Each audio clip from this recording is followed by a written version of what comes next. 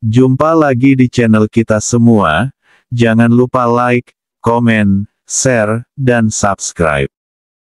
Selamat membaca dan mendengarkan. Putra Langit Tak Tertandingi. Bab 171-175. Bab 171.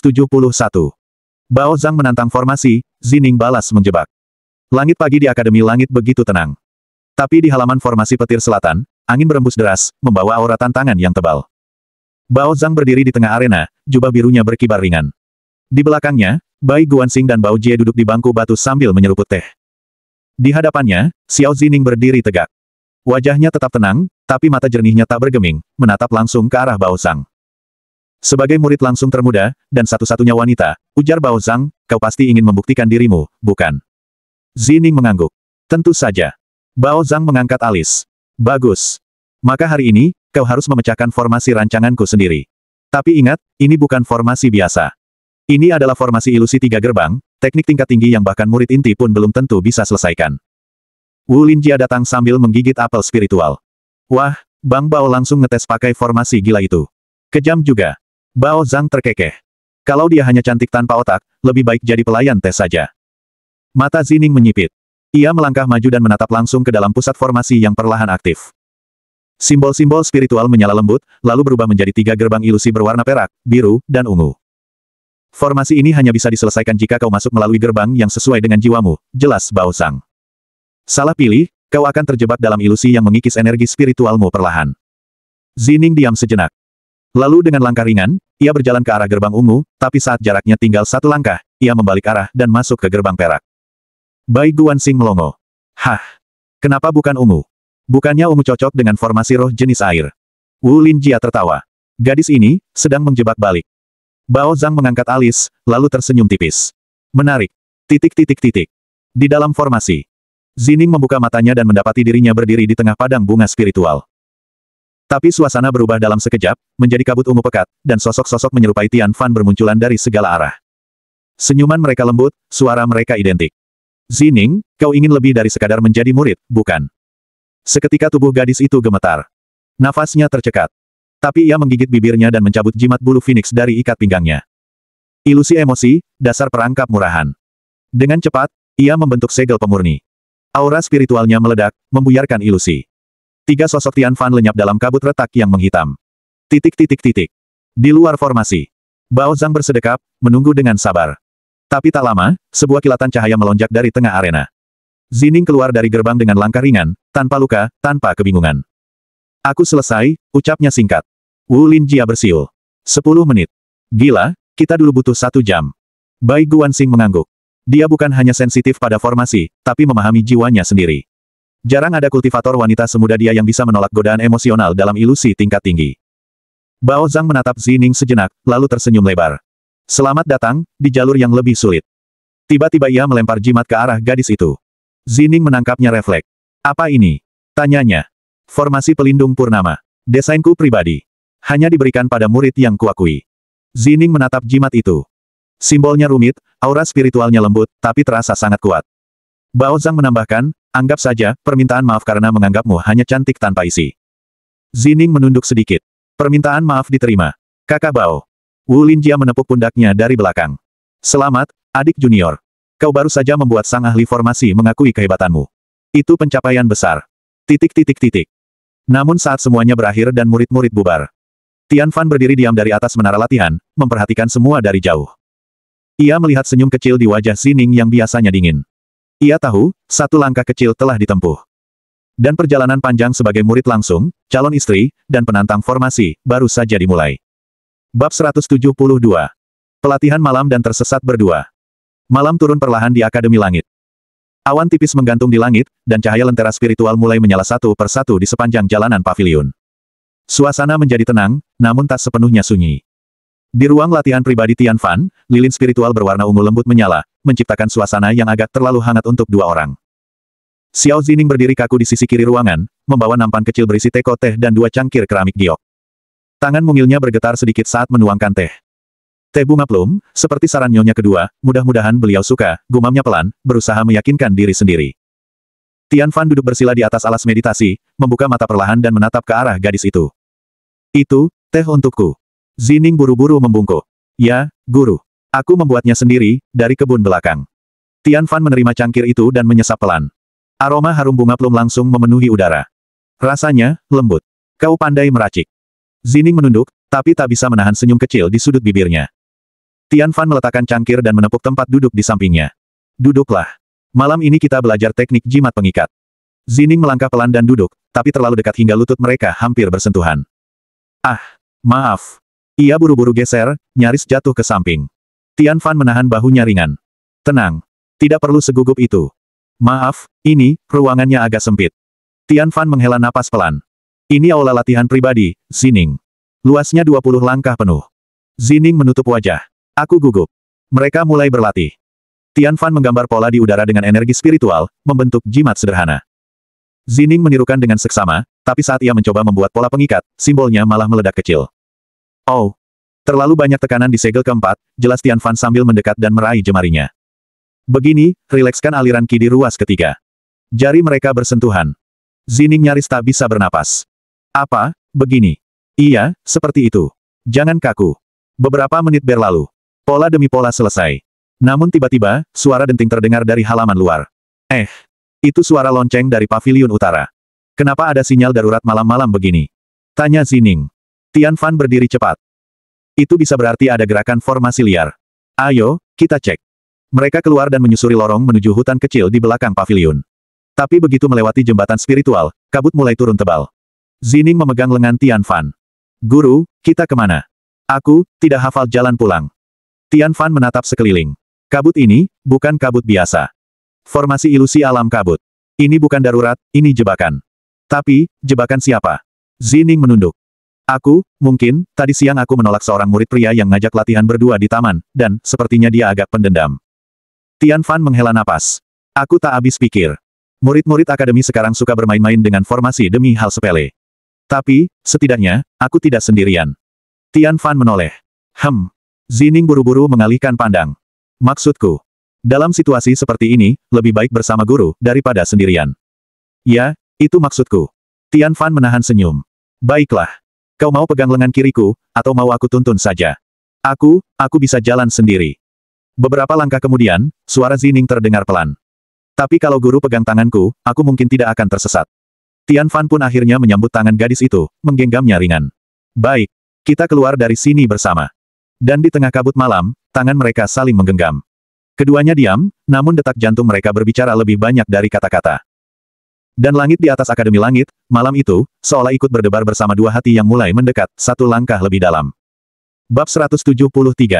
Ciuman ilusi, detak jantung nyata. Langit malam di Akademi Langit begitu tenang. Rasi bintang spiritual membentuk pola-pola unik di atas langit, seolah alam pun tengah menyaksikan perjalanan hati yang perlahan menghangat. Di taman belakang kediaman Tian Fan, suasana senyap. Di bawah pohon plum, Xiao Zining sedang berjongkok, memetik kelopak bunga yang berguguran, lalu memasukkannya ke dalam teko teh kecil berwarna giok. Aroma lembut bunga plum spiritual mulai menyebar, bersatu dengan uap air hangat. Tiba-tiba, langkah kaki terdengar dari belakang. Tian Fan muncul dengan jubah sederhana dan rambut tergerai. Aku mencium teh, plum. Tanyanya singkat. Zining tersentak, hampir menjatuhkan sendok teh. Aku cuma mencoba membuat teh sesuai selera guru, jawabnya gugup, tak berani menoleh langsung. Tian Fan melangkah mendekat, lalu duduk di bangku batu di hadapannya. Wanginya pas. Tapi kau membuatnya terlalu kental. Bunga plum hanya butuh 2 kelopak untuk 1 cangkir. Zining buru-buru mengintip ke dalam teko. Teh 3 kelopak, maaf. Tidak apa-apa, ucap Tian Fan lembut. Itu wangi yang hangat. Seperti, hatimu malam ini. Zining menegang. Guru, jangan bicara seperti itu, nanti aku. Nanti kau apa? Tian Fan menatapnya, tenang tapi dalam. Zining tak menjawab. Ia hanya menuangkan teh ke dalam 2 cangkir kecil, menyerahkan satu pada Tian Fan sambil menunduk. Silakan. Tian Fan menerima, menyeruputnya perlahan. Masih ada rasa gugup dalam seduhannya. Tapi itu membuatnya lebih manusiawi. Zining menggigit bibirnya. Guru selalu tahu cara membuat jantungku berdetak aneh. Kalau begitu, mungkin aku harus berhenti jadi gurumu, gumam Tian Fan pelan, menatap langit. Zining mengangkat wajah. Jangan bicara seperti itu. Kau ingin aku tetap menjadi gurumu? Tanya Tian Fan. Zining mengangguk cepat. Iya, setidaknya, untuk saat ini. Hening. Tiba-tiba, sebuah kelopak plum jatuh, tepat di hidung Zining. Ia kaget, hendak mengusapnya, namun Tian Fan sudah bergerak lebih dulu. Dengan satu gerakan lembut, ia menyentuh wajah Zining, mengangkat kelopak itu, dan jari-jarinya menyentuh ujung bibir gadis itu. Zining membeku. Napasnya terhenti. Jantungnya berdetak begitu keras seolah bisa pecah. Lalu, angin berubah. Suasana tiba-tiba diselimuti aura ilusi yang samar. Tanpa disadari, sebuah segel formasi kecil yang disisipkan Bao Zhang dalam jimat pelindungnya tadi siang aktif. Ilusi halus membentuk gelembung realitas kecil. Tian Fan dan Zining seolah terhisap masuk ke dalam ruang hening, dan dalam ruang itu, hanya ada mereka. Dan dalam ruang itu, wajah Tian Fan semakin dekat. Zining tak sempat berpikir. Matanya membelalak. Ia bisa melihat pantulan wajahnya sendiri di mata Tian Fan. Satu napas. 1 detik. Lalu, ciuman. Lembut. Ringan. Namun sangat nyata. Tapi bukan bibir yang bertemu. Melainkan, bayangan bibir. Satu ilusi yang membingungkan perasaan dan realitas. Saat ilusi runtuh, waktu seperti berputar kembali, dan keduanya tersadar. Jarak mereka tetap dekat, tapi belum benar-benar bersentuhan. Mereka saling menatap, terdiam, detak jantung masing-masing berdentum seperti genderang perang. Apakah itu, sungguhan? Tanya Zining nyaris berbisik. Tian Fan memalingkan wajah, untuk pertama kalinya terlihat sedikit canggung. Tidak, jawabnya pelan. Itu, mungkin hanya efek formasi. Ilusi. Tapi, kenapa jantungku masih berdetak kencang? Balas Zining pelan. Tian Fan tidak menjawab. Tapi ia mengalihkan pandangan, dan di matanya, ada sesuatu yang berbeda. Titik. Dari balik pohon, Bai Luqian yang kebetulan lewat sambil membawa keranjang buah, hanya bisa menahan napas dan menutup mulut dengan kedua tangannya. Yah, itu ilusi, katanya. Tapi kalau dari sinyal tubuhnya, itu nyata, bisiknya geli. Ia lalu berbalik, berlari kecil menuju kediaman para istri dengan tawa kecil tak tertahan. Titik. Sementara di taman, Zining masih menunduk, wajahnya merah padam. Tian Fan berdiri. Istirahatlah malam ini. Latihanmu cukup. Zining mengangguk pelan. Tapi saat Tian Fan hendak pergi, ia bersuara, lirih, nyaris tak terdengar. Kalau nanti terjadi lagi, dan itu bukan ilusi, bolehkah aku tidak menolak? Tian Fan berhenti sejenak. Tapi tak menjawab. Ia hanya berjalan pelan, meninggalkan taman yang masih diselimuti aroma bunga plum dan satu kenangan ilusi yang mungkin lebih nyata dari kenyataan. Titik. Di langit malam, bulan tampak lebih besar dari biasanya. Dan mungkin, malam itu, ada dua hati yang mulai berubah arah. Tanpa sadar, tanpa rencana. Tapi dengan detak jantung yang tak bisa dibohongi. Bab 174. Lin Mixue dan Luqian menyadari bibit cinta. Formasi kaca jiwa bergetar. Retakan cahaya ungu menjalar ke udara, menggetarkan aliran spiritual yang merambat jauh hingga ke tepian arena. Tak hanya Bao Jie dan Zining yang terkena efek utama, percikan energi mentalnya merambat liar, menyentuh siapa saja yang hatinya menyimpan kebimbangan. Lin Mixue sedang berdiri tak jauh dari sisi barat bukit latihan, fokus memperhatikan celah pada formasi utama.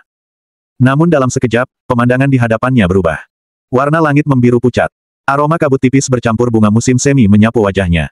Dan, ia berdiri di sebuah taman batu, bersama Luqian. Luqian juga terdiam. Di hadapannya, Lin Mixue berdiri dalam balutan gaun putih lembut, tak bersenjata, tak bersikap dingin.